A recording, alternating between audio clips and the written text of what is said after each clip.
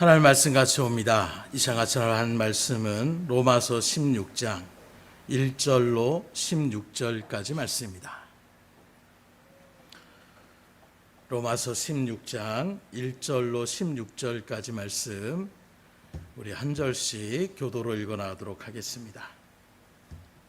로마서 16장 1절로 16절까지 말씀입니다.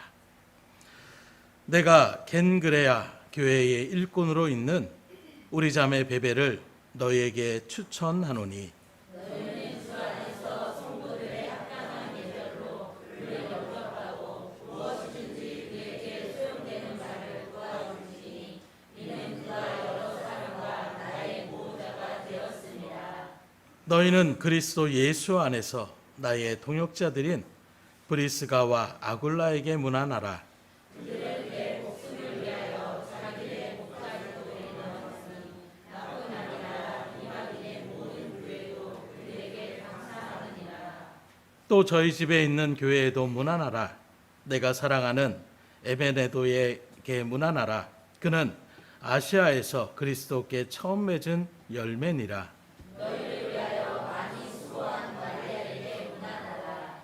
내 친척이요 나와 함께 갇혔던 안드로니고와 유니아에게 문안하라. 그들은 사도들에게 존중이 여겨지고 또한 나보다 먼저 그리스도 안에 있는 자라.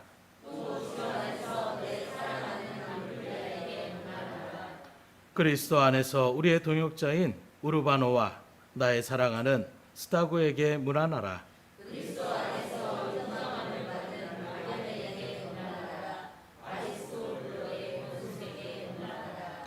내 친척 헤로디온에게 문안하라. 나기수의 가족 중 주 안에 있는 자들에게 문안하라.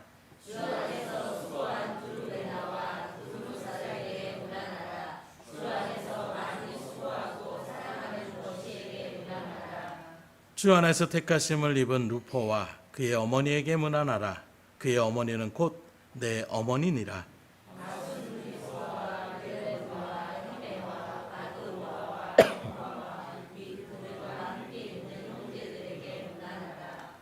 빌롤로고와 율리아와 또 네레오와 그의 자매와 올름바와 그들과 함께 있는 모든 성도에게 문안하라.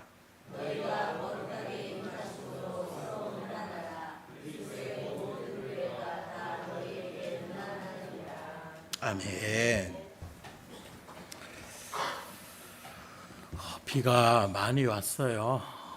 네, 부천은 또 그래도 지대가 높은 지대여가지고 그나마 물난리가 좀 많이 걱정이 없는 그런 도시 가운데 하나인데 그래서 깜짝 놀랐어요. 뉴스를 바라보니까 며칠 동안 정말 밑에 충청도 지역이나 이런 지역에 있는 모습들을 바라보니까 잠을 못 이룰 정도도, 또 서울 지역도 말 그대로 지하에 그렇게 반지하에 사시는 분들은 잠을 못 이룰 정도로 그렇게 근심하 나갔던 모습들을 바라볼 때에 정말로 두 가지를 생각하게 돼요.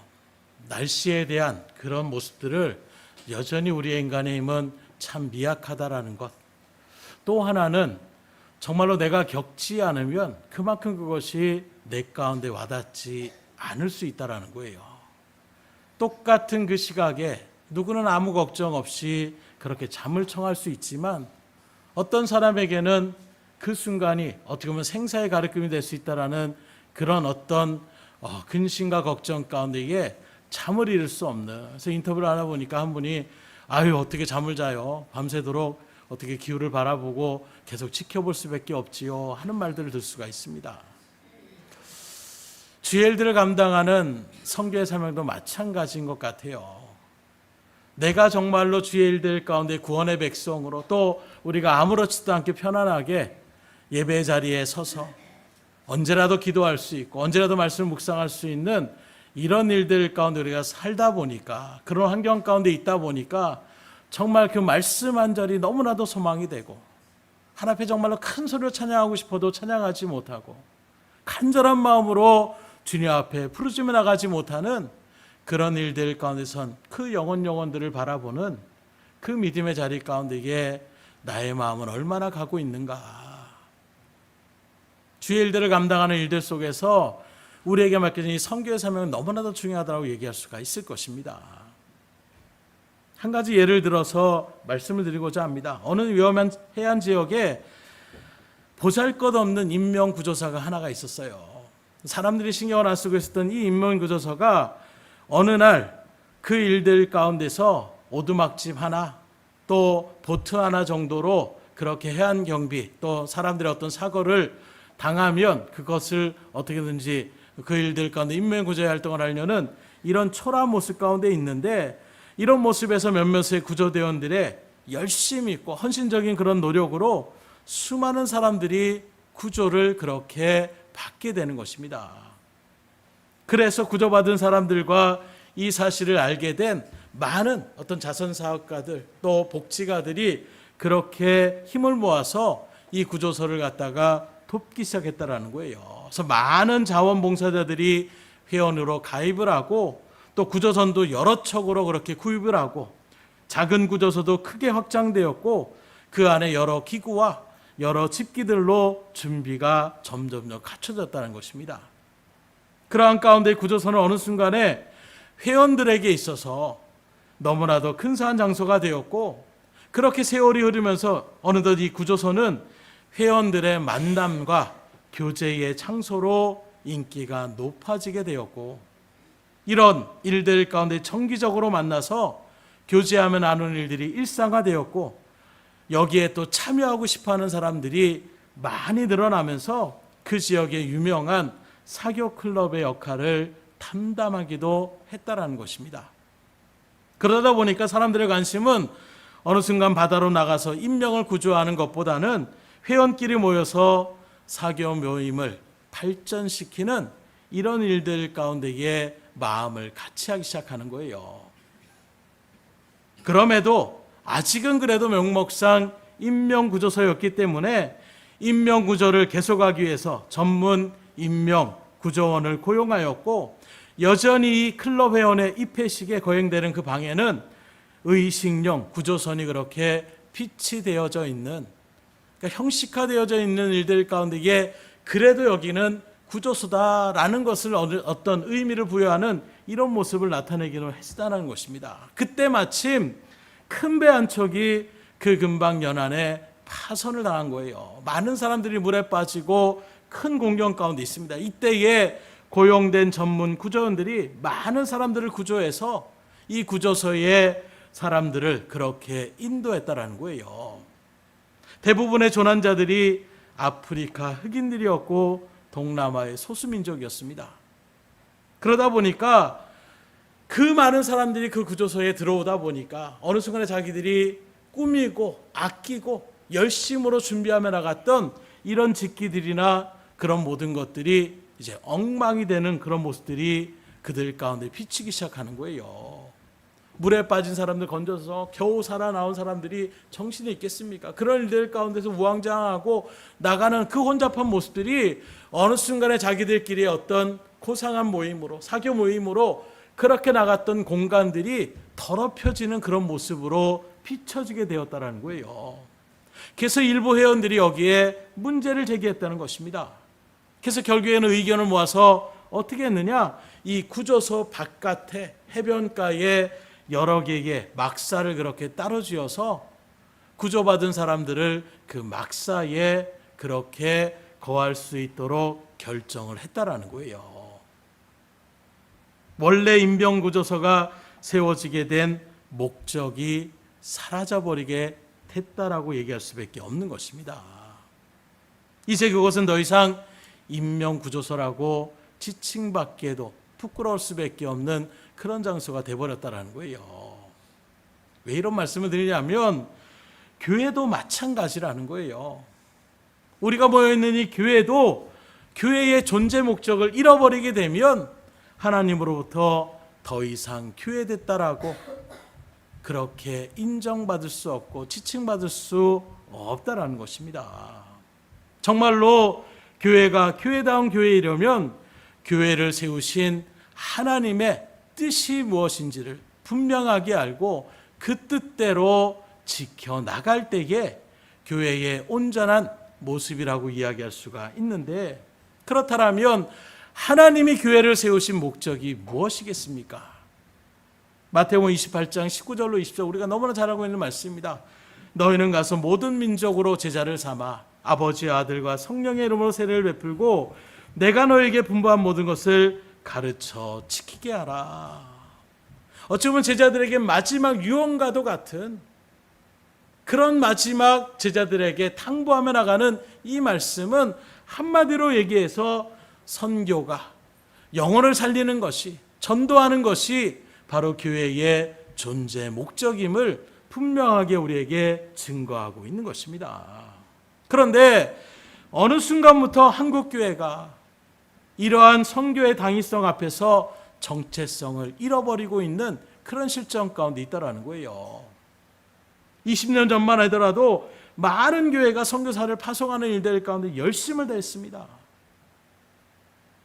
이미 파송된 선교사들 뿐만 아니라 교회 자체 내에서도 여러 명의 선교사들을 그렇게 키워서 파송을 하며 나아가고 전폭적으로 이렇게 지원을 하며 나아가는 이런 일들이 참 많이 있었는데 그 열기가 점점점 식어져 가고 있다는 거예요.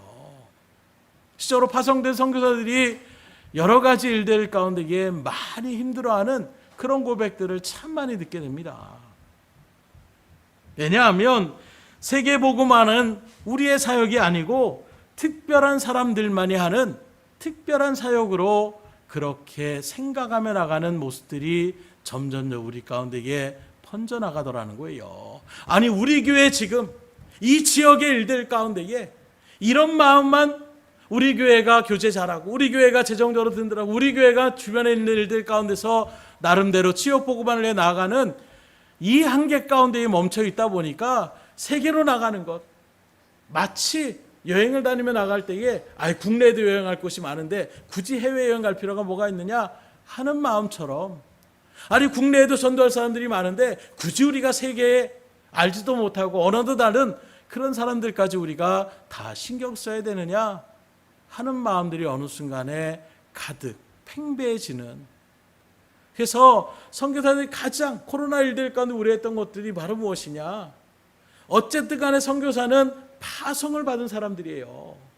그러니 그 일들 가운데서 어떤 일들을 진행하며 나가는 재정적인 받침이 열악할 수밖에 없습니다. 그래서 많은 교회들이 후원을 하고 또 많은 사람들이 후원을 하는 일들 가운데에 서며 나가는 그런 것이 어찌 보면 선교사의 사역이라고 얘기할 수가 있는 거예요. 그런데 어떻게 됩니까? 내가 지금 당장 힘들어지면 다른 사람 생각할 여력이 없는 거예요. 코로나 일들 가운데 그래서 많은 선교사들이 힘들어하고 많이 지쳤습니다. 물론 그에 반해서 그런 일들을 생각해서 또 많은 지원의 어떤 그런 손길들도 있었지만 많은 선교사들이 그 일들 가운데에 어쩔 수 없이 선교지를 그렇게 돌아올 수밖에 없는, 이제 곧 어떤 분은 그런 얘기를 하더라고요. 이제 곧 어떤 결실의 열매들이 맺힐 수 있는 그런 시점인데 어쩔 수 없이 돌아올 수밖에 없는, 왜요?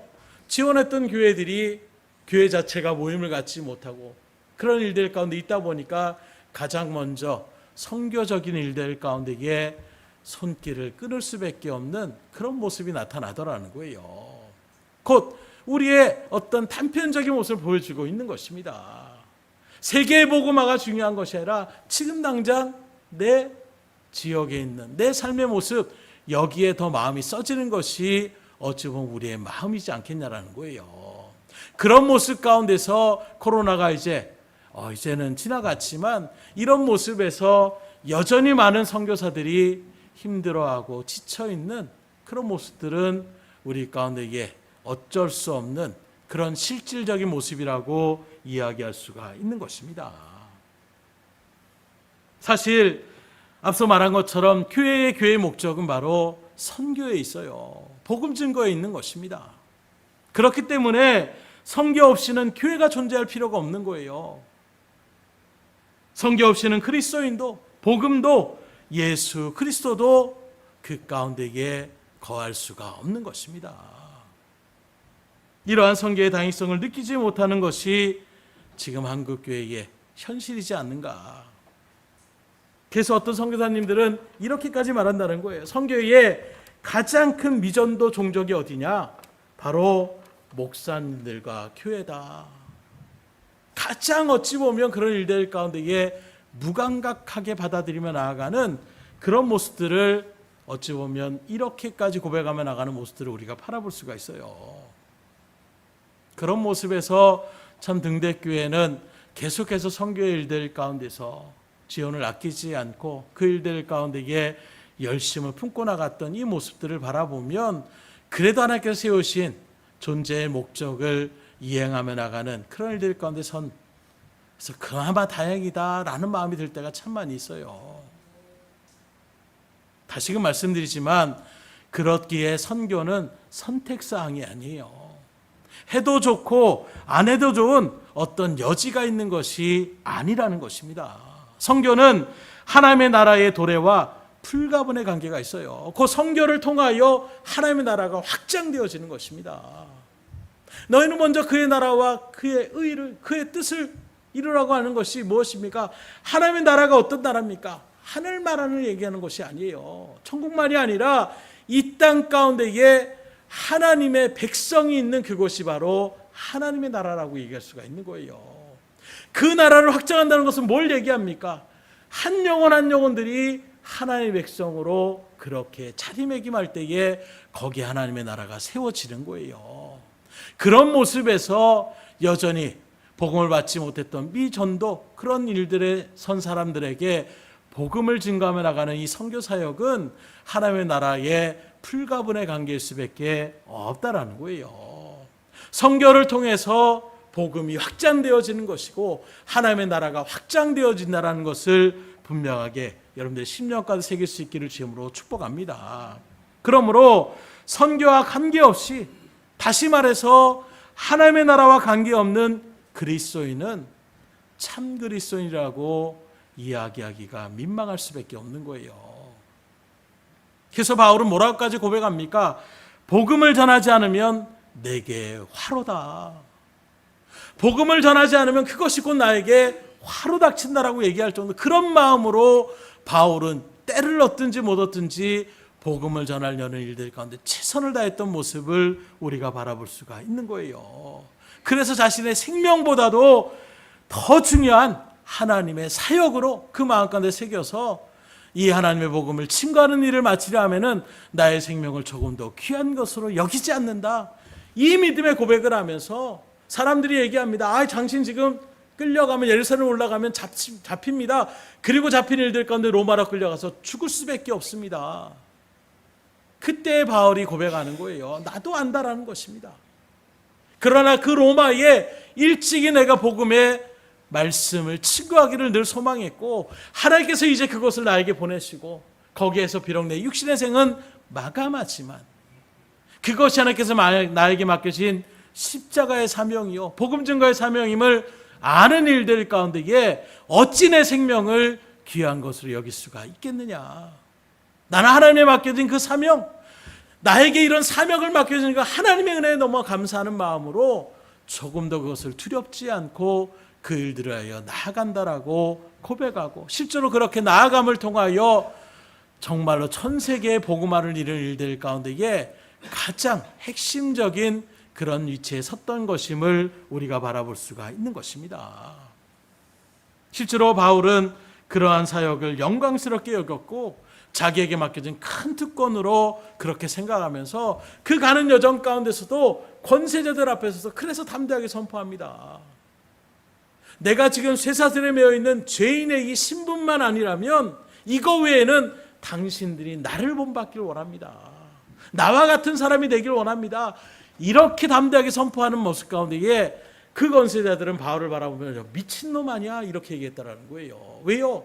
자기들의 말 한마디 자기들의 권세로 당장 그를 죽일 수도 있는 그런 위치에 있고 그 바울은 지금 쇠사슬에 맡겨서 무엇도 자유로울 수 없는 죄수의 신분 가운데 있는데 오히려 나는 당신들을 본받기 원합니다. 이게 아니라 당신들이 나를 본받기 원한다라고 하니까 저 사람은 정신이 이상한 사람이 아니냐 이렇게 반항하는 거예요. 그러나 바울은 뭘 얘기합니까? 그 죄수의 신분이 아니라는 거예요.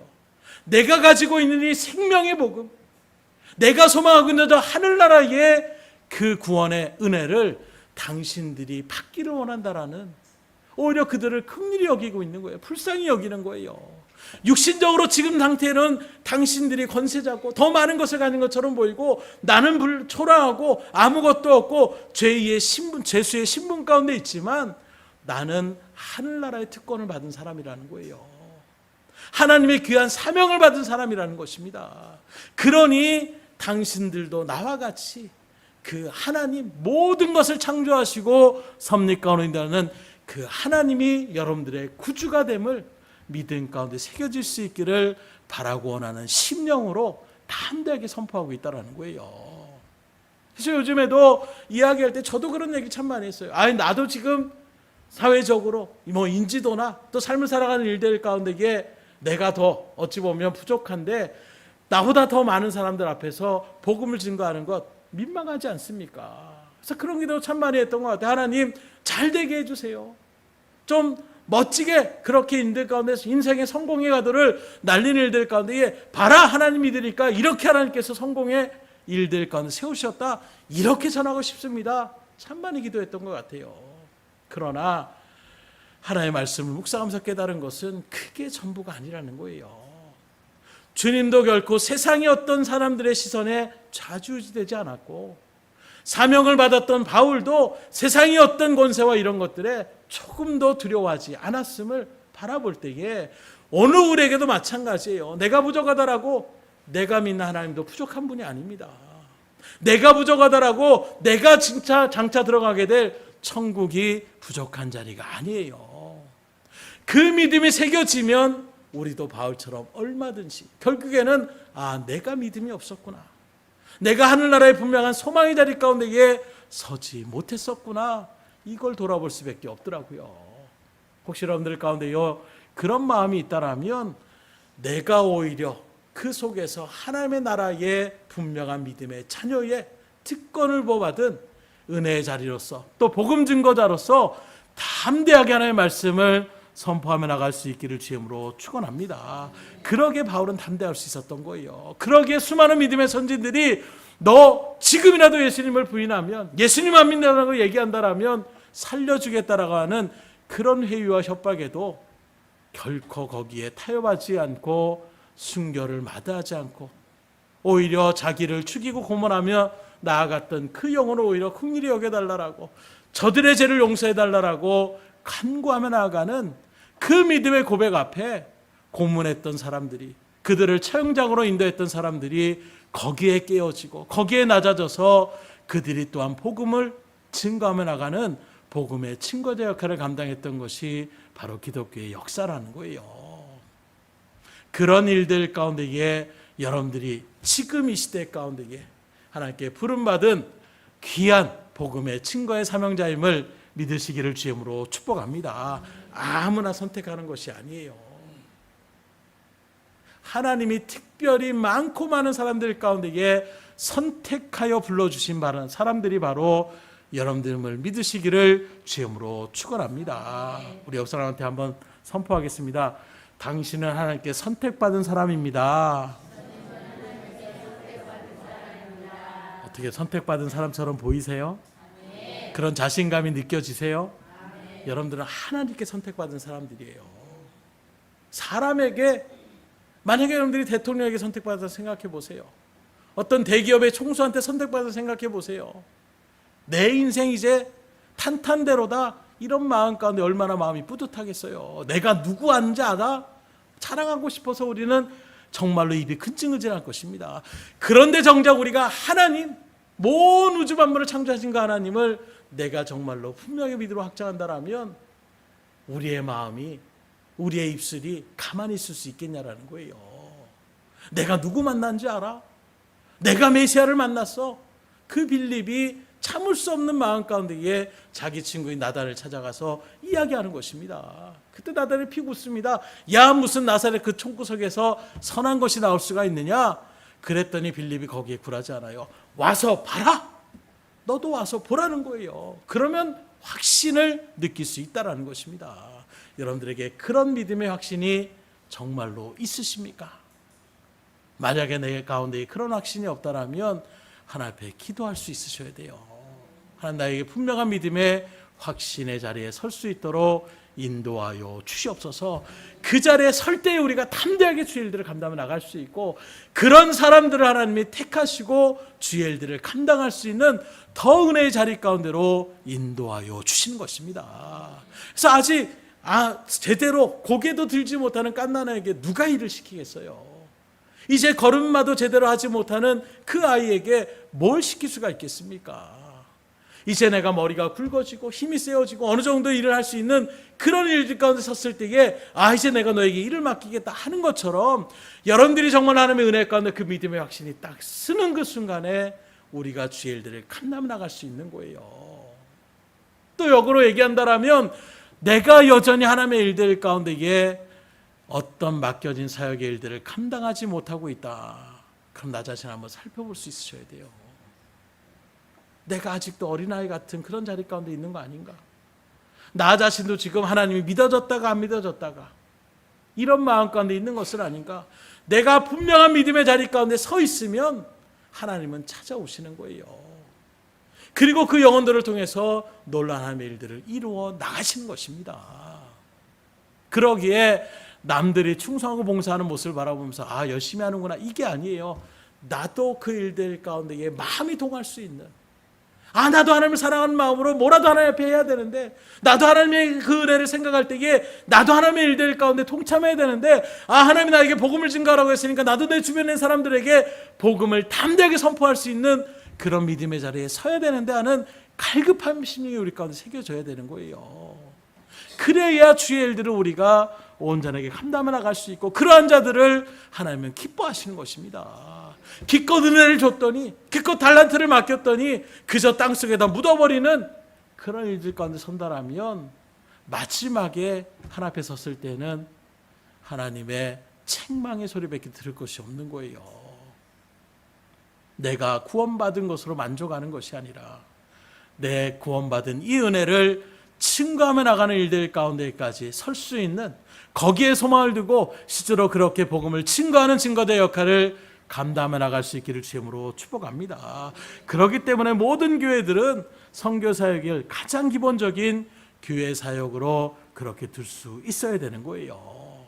지금도 잘해 오셨지만 우리 등대교회가 정말로 주님께 부름받은 그날까지 계속해서 이 선교의 사역의 일들 가운데에 최선을 다할 수 있는 믿음의 공동체가 될 수 있기를 주님으로 축원합니다. 이런 일들 가운데 말씀드린 것처럼 주의 일들을 감당하는 이 선교를 수행하는 일들 가운데 가장 중요한 것 중에 하나가 바로 무엇이냐? 바로 사람이 필요하다라는 거예요.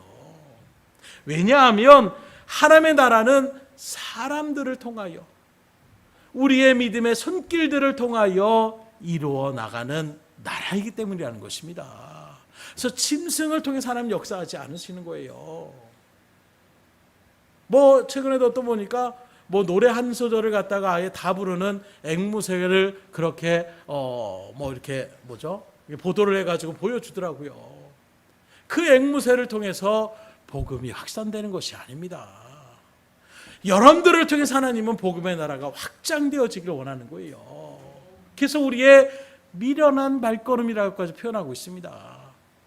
우리의 잘난 발걸음, 우리의 복된 발걸음, 이렇게만 얘기한다면 난 미련해서 못해요, 난 부족해서 못해요 하는 그런 일들 가운데에 하나님 뭐라고 하느냐? 미련한 너희들의 발걸음을 통하여. 왜요? 하나님의 그 한없는 지혜와 그 하나님의 지식에 비하면 우리는 한없이 낮아질 수밖에 없는 존재예요. 그러나 그런 존재를 통하여 하나님은 복음의 위대한 역사, 영혼을 살리는 위대한 일들 가운데에 쓰임받기를 원하심을 여러분들이 분명히 믿을 가운데 새기셔서, 나는 부족하지만, 나는 미련하지만 나의 이 부족한 입술의 고백을 통하여 복음의 나라를 확장시키려고 한다라는 이 하나님의 약속의 말씀을 붙잡으시고 담대히 복음을 증거하며 나갈 수 있기를 주님으로 축복합니다. 그래서 하나님의 나라를 확장하려면 사람이 중요한 거예요. 그래서 하나님은 지금도 사람을 찾아다니십니다. 누가 믿음의 일들 가운데 합당한 자리에 서 있을까? 누가 지금 이 일들 가운데 쓰임받을 수 있는 위치 가운데 서 있는 사람이 누군가? 지금도 오늘 이 시간에도 여러분들 가운데 하나님이 찾고 계실지 몰라요. 세상 말로 얘기하면 이제 과일들이나 이런 열매들이 영글었다고 표현하는 것처럼 누가 이제 믿음의 결실을 맺을 정도의 그런 자리 가운데 자리매김하고 있는가? 하나님 그런 영혼들을 지금 찾으시는 거예요. 그리고 그 영혼들의 손길들을 통하여 복음의 나라, 하나님의 나라를 확장시켜 나가기를 바라고 원하시는 것입니다. 그래서 선교의 1차 가업에는 어디에 있느냐? 선교를 할 수 있는 사람에게 있는 거예요. 그런 것에서 우리 한국은 정말로 은혜 받은 나라 중에 하나라고 할 수 있는 것이 전 세계의 두 번째로 다 선교사를 파송하는 그런 나라라는 것입니다. 한 해에도 몇천 명씩 그렇게 선교사를 새로 파송하며 나가는 것이 이 나라의 아름다운 복음의 발걸음이에요. 어찌 보면 6.25 전란 가운데에 수많은 나라들에게 도움을 받을 수밖에 없었던, 그리고 정말로 전 세계에 빈약한 그런 약속을 맺을 수 없는 이 나라가 어느 순간에 이렇게 경제의 대국에 서서 또 군사의 대국으로 또 정치적으로도 입지가 있는 세계의 어떤 여러 가지 대회들을 개최하며 나가는 일들 가운데서 또 지금은 또 어떤 문화적인 일들 가운데 K문화라고 해서 많은 또 사람들에게 한국에 대한 어떤 입지들을 그렇게 나아가는 모습 속에서 복음에 증거하는 일들이 그와 더불어 나갔으면 얼마나 좋을까. 수많은 선교사들이 지금도 그렇게 생명을 걸고, 그래서 그런 일들 가운데 그런 말들을 또 하시더라고요. 한국 사람들만큼 머리가 좋은 민족이 없어요. 그래서 어떤 그 나라의 언어들을 갖다가 먼저 배우고 나가야 되는데 그런 언어를 습득하는 일들도 굉장히 빠르다라는 것입니다. 거기에 또 기후나 또는 먹거리나 이런 일들 가운데 적응하는 일들도 우리 민족이 탁월하다라는 거예요. 그래서 어떤 나라에 가서도 그 나라에 금방 적응해서 살아가는 민족이 바로, 그리고 무엇보다도 성명근실이라는 것이 우리 민족 가운데 그것이 자리매김하게 되어져서 다른 민족들보다 어쨌든 간에 뭐 지금도 우리 아이들 참 많이 뭐 게을러, 그래도 다른 여타의 그런 나라들을 바라보면 굉장히 부지런한 나라예요. 그래서 가끔씩 뭐 뉴스에 아침마다 저도 일어나서 이렇게 뉴스를 틀고 바라보면 6시 정도 되면 이제 뉴스가 시작되는데 벌써 그때부터 출근하는 그런 발걸음 가운데서 곳곳이 벌어 교통체증 가운데 그렇게 서서히 나아가는 모습을 바라볼 때에 참 바쁘게 살아가는 그런 발걸음을 바라볼 수가 있구나. 그런 일들 가운데 하나님이 이렇게 놀랍도록 사용하여 주셨다라는 거예요. 많은 일들 가운데 선교사들을 그렇게 파송했지만 파송하는 선교사들뿐만 아니라 말씀드린 것처럼 그 선교사들을 지원하며 나갈 수 있는 동역자들이 또한 필요함을 우리가 분명히 아셔야 되는 것이고, 그래서 누가 말한 것처럼 모두가 우리의 몸 가운데에 모두가 난 입이 최고야, 난 눈이 최고야, 나도 눈 되고 싶어, 나도 눈 되고 싶어. 그럼 우리 얼굴 가운데 눈, 코하고 뭐 입이나 다른 것들은 없고 눈만 가득하다고 생각해 보세요. 이상한 사람이 되지 않겠습니까? 손이 더 좋고 발은 별로 필요 없어, 손망만 여러 개만 붙어 있으면 어떻게 되겠어요? 그래서 주님께서 말씀하는 것입니다. 모두가 다 똑같을 수 없다라는 거예요. 모두가 다 선교사를 파송당하면 그러면 뒤에서 그 일들 가운데 도움을 줄 사람들은 하나도 없는 거예요. 교회도 마찬가지입니다. 모두가 다 앞에 서는 일들 가운데 좋아해서 모두가 다 성가대를 쓴다라고 한다라면 그러면은 그 성가곡을 들으며 나갈 수 있는 사람들 누가 있겠어요? 모두가 다 성가대에 그렇게 앉아버리게 되면 어떻게 되겠습니까? 마찬가지예요.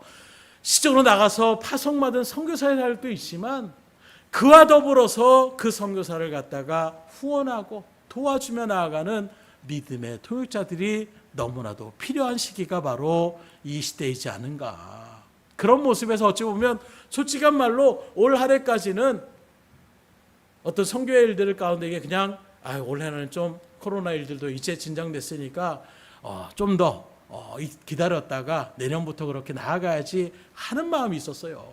그런데 하나님이 자꾸 감동 가운데로 인도하여 주시고 여러 입술의 고백들을 통해서 오히려 저보다도 믿음이 좋으신 우리 성도님들이 기도 가운데서 선교에 대한 부분들을 이야기하는 일들 속에서 하나님께서 멍치로 꽝 때리더라고요.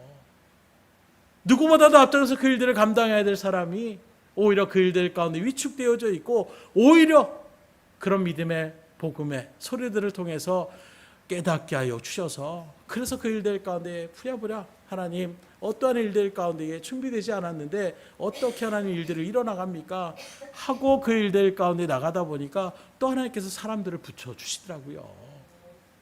그래서 이번에 말레이시아 그렇게 지역으로 선교를 그렇게 떠나게 되는 것입니다.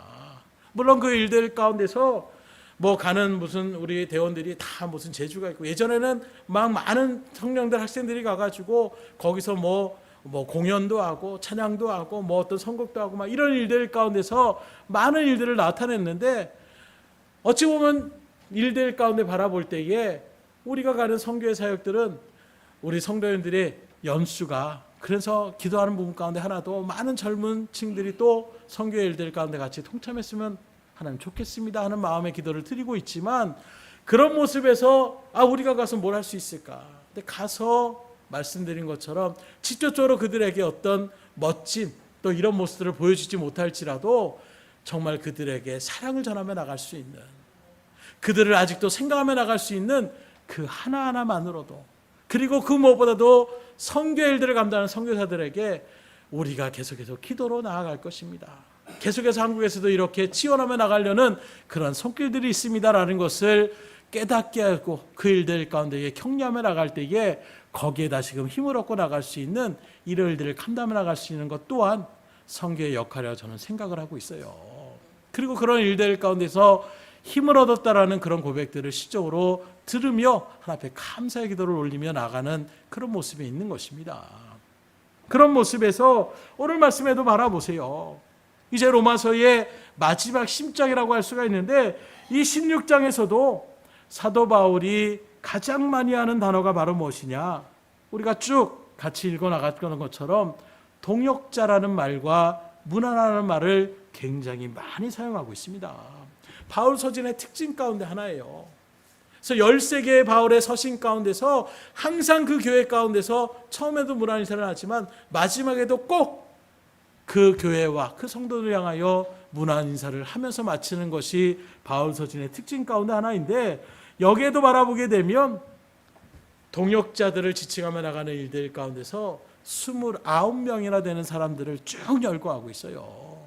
그 우리가 읽었던 1절로 16절의 말씀은 선교의 동역자의 리스트라고 얘기할 수가 있는 것입니다. 그 바울 선교의 일들 가운데 이렇게 도움을 준 사람들을 쭉 지금 열거하며 고백하고 있는 거예요. 사실 지금까지 2000년의 역사 가운데에 누구보다도 세계 복음화의 일들 가운데에 가장 큰 영향을 끼쳤다라고 한다면 이 사도 바울을 제외할 수 없을 거예요.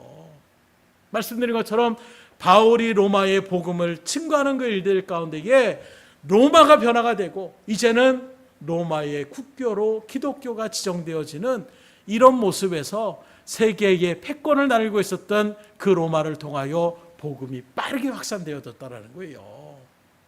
그래서 유럽에 복음이 증거되어지고 아시아를 비롯해서 온 세계에 복음이 전파되어지는 이 일들 가운데 가장 중심의 자리에 섰던 사람이 누구냐? 바로 바울이라고 얘기할 수가 있는 것입니다. 그만큼 바울의 사역은 위대한 사역이라고 얘기할 수가 있는 거예요. 그런데 이런 사도 바울의 역사도 마찬가지로 혼자 한 것이 아닙니다. 그런 탁월한 바울의 사역의 일들 가운데 같이 동참했던 수많은 충성된 사람들을 바라볼 수가 있는데 그런 일들 가운데서 나오는 것처럼 이 사도 바울의 그런 사역의 현장들을 바라볼 때에 늘 탄탄대로의 길만 열어진 것이 아니에요. 막 병자들 막 고쳐내고 귀신들 막 쫓아내면서 사람들이 야, 이 사람 대단한 사람이다. 이 사람이 얘기하는 거 한번 들어보자. 이런 일들의 역사만 있었던 것이 아닙니다. 늘 바울을 죽이려고 했던 400명의 그런 결사대가 있었고 또 가는 지역마다 유대인들이 그 누구보다도 바울을 적대시하고 또는 어떤 귀신 들린 아이의 그 여정의 귀신을 쫓아내는 일들을 통해서 자기의 유익에 해가 된다라고 해서 그냥 묻고 따지지도 않고 이 사람 히브리 사람이니까 감옥에 쳐넣어야 됩니다. 지금 이 성을 소란케 합니다. 그냥 없는 죄를 갖다가 뒤집어 씌워가지고 그냥 끌려가서 채찍질을 갖다가 그렇게 두들겨 맞고 온몸이 다 찢겨지는 그 상처 가운데에 불편하게 착고에 또 채워져서 옥에 갇히며 나가는 이런 일들의 모습들도 우리가 성경을 통해 다 아실 거예요. 순탄치 않았던 여러 가지 바울의 사건들, 또 심지어 어떤 성에 있을 때에 죽이려고 하는 사람들이 왔다라고 해서 바구니에다가 성벽에다가 줄을 달아가지고 그렇게 피신을 시켜 나가는, 그러다가 또 걸려가지고 사람들이 돌을 들고 와서 돌을 들고 쳐 죽여가지고 돌에 맞아서 바울이 쓰러져서 이제 죽었구나 하고 사람들이 지나갔는데 다시 또 살아나게 되는 이런 놀라운 역사들. 나중에 바울이 자기 사역의 일들 가운데 고백할 때에 참 험난했던, 누구보다도 험난한 일들을 겪었다라고 그렇게 고백할 정도로 40에 하나 감한매를 갖다가 3번이나 맞았다고 얘기하고 있고, 돌에 맞아 죽을 뻔했다는 얘기도 하고 있는 40에 하나 감한매가, 여러분들이 아는 것처럼 패션 크라이스트라고 하는 그 영화를 바라본 것처럼 그냥 우리가 봐는 매를 때리는 정도가 아니에요. 그 안에 날카로운 철을 갖다가 박아놔가지고 그걸로 때리고 난 다음에 뛰어나면 살점이 다 찢겨나가는, 사람이 죽을 수도 있어요. 그래서 40대 이상 때리면 사람이 죽어나가는 사람들이 너무 많으니까 그래서 39대만 때려라 할 정도의 매가 바로 그런 매이라는 것입니다. 그걸 3번이나 맞았다라는 거예요. 죄가 있어서 맞은 것도 아닙니다. 억울하게 누명을 쓰고 사람들의 어떤 일들 가운데에 그렇게 끌려가서 로마인이 아니라는 그런 일들 속에서 그냥 무조건 두들겨 패고 보는 이런 일들의 자리 가운데 섰다라는 거예요. 그 속에서도 바울은 찬양하며 나가는 것입니다. 또 그 속에서도 바울은 믿음의 동역자는 신라와 같은 사람들이 있었어요. 곧 순탄하지 않았던 이런 일들 가운데서도 그가 끝까지 하나님에 맡겨진 사명, 믿음의 선한 싸움을 끝까지 이룰 수 있었던 가장 큰 힘은 물론 하나님께도 있지만 그를 물심양으로 도와줬던 수많은 도움의 손길들이 있었다라는 거예요. 그래서 마지막 그가 로마에 갔을 때에도 연로한 나이에 그렇게 힘들어 지쳤을 때에도 누가가 늘 그의 옆을 지켜나갔고, 마가가 또 쫓아와서 그런 일들 가운데 같이 주의 일들을 감당해 나갔던, 오늘 말씀에도 쭉 바라보게 되면 그런 일들 가운데서 같이 또 감옥에 갇혀 있었던 안드로니고와 같은 그런 사람들도 있었다는 것을 쭉 얘기하고 있는 것입니다. 지금도 마찬가지예요.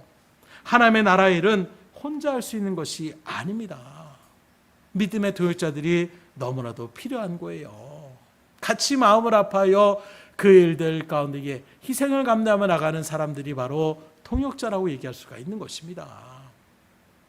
그래서 주의 일들 가운데서 우리가 분명하게 알아야 될 것은 믿음의 선교사들도 물론 나가는 것, 또는 정말 선교팀을 꾸려서 우리가 잠깐 단기선으로 나가는 이런 일도 있지만 계속해서 여러분들이 기도로 동참하고 또는 물질로 후원하며 나가는 이런 일들의 모습들이 연계되어질 때에 그때의 그 선교의 일들이 온전하게 빛을 발하며 나갈 수가 있는 거예요. 물론 우리가 그렇게 도움을 주지 않아도 하나님의 강권적인 역사로 여러 가지 또 도움의 손길들을 통하여 어쨌든 간에 도움의 손길들을 통하여 하나님은 이루어 나가신다라는 거예요. 바라는 것은 내가 안 한다라고 해서 끝나는 것이 아닙니다. 내가 안 하면 다른 사람을 통해서 하나님은 그 역사를 이루어 나가신다라는 거예요.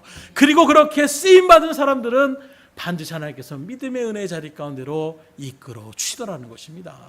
그러기에 여러분들이 마음을 다하여 동참할 수 있기를 주님으로 축원합니다. 그래서 나와 상관없는 일이 아니라 그 일이 곧 나와 관계되는 일들로 우리가 마음으로 먼저 새길 수 있어야 돼요. 그래서 그 마음을 품고 우리가 기도할 수 있어야 되는 것입니다. 지금도 물난리가 났을 때에도 교회에 있는 동역자들도 단톡방에 막 올리는 거야. 어디 물 피해 입지 않았습니까? 괜찮습니까? 전화 통화를 할 때마다 거기 비 많이 내립니까? 어떻습니까? 아무런 피해 없습니까? 걱정해 주잖아요.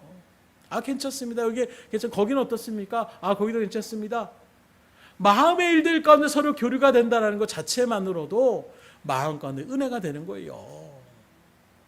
또 한 주간에는 한 목사님이 갑자기 전화를 하셨어요. 비 물어보고 뭐 이런저런 하다가 얘기했더니 이제 왜 전화하셨어요? 하고 제가 물어봤더니 갑자기 어떤 책에 글을 쭉 읽고 있는데 지금 당신에게 생각나는 사람은 누구 있습니까?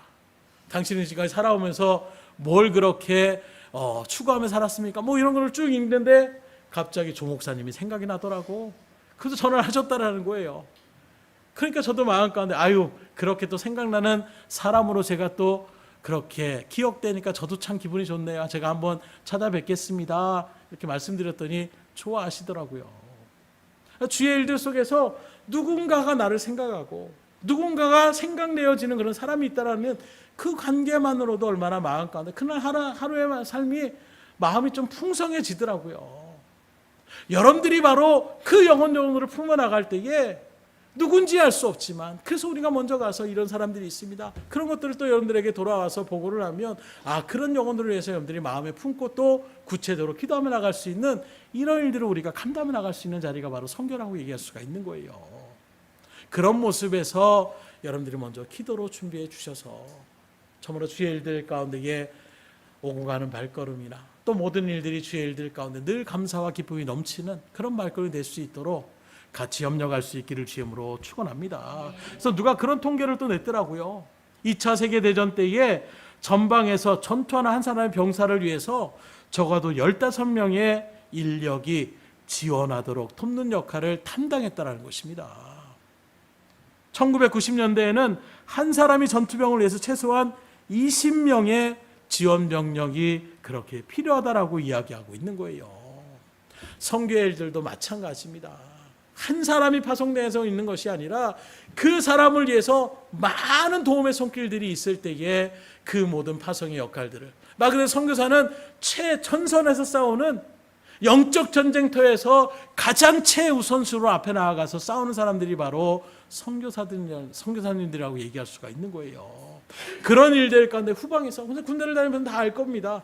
군대는 전투 군대 부대만 있는 게 아니에요. 지원 대대들도 많이 있는 것입니다. 물자를 지원하고 어떤 통신을 갖다가 나타내고 다 그것이 나와 있는 거예요. 그래서 그런 일들 가운데에 뒷받침이 돼야 그래야 앞서 나가는 전투인들 가운데에 전투를 갖다가 용맹스럽게 하며 나갈 수 있는 것이지 당장 물자가 끊어지고 먹거리가 사라지고 어떤 총알이나 이런 일들에 대한 들 끊어져 보세요. 아무리 용맹하게 싸우려고 해도 싸울 수가 없는 거예요.